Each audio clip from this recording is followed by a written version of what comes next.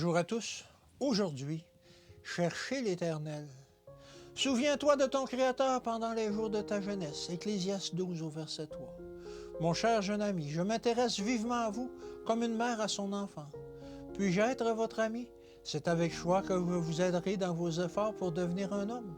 Honorable et digne de confiance, il vous faut un ami en tout temps.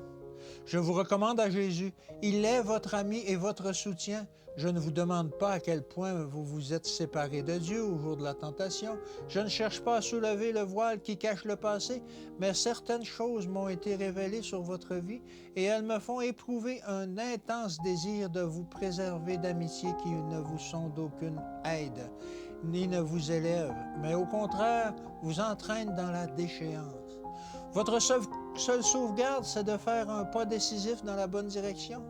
Je ne veux pas choisir pour vous, je ne peux pas choisir pour vous. Si c'était possible, je le ferais avec plaisir.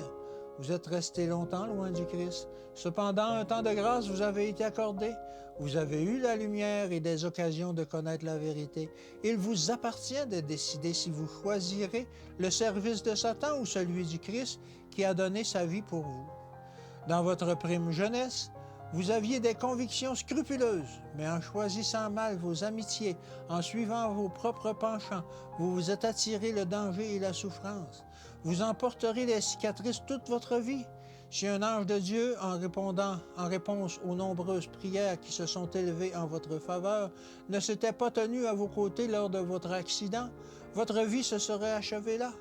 Mais le Seigneur a dit, « Je vais l'épargner pour une autre épreuve. » Nous commettons parfois des erreurs, mais si nous les reconnaissons et les confessons, Dieu est juste pour nous pardonner nos péchés et pour nous purifier de toute iniquité.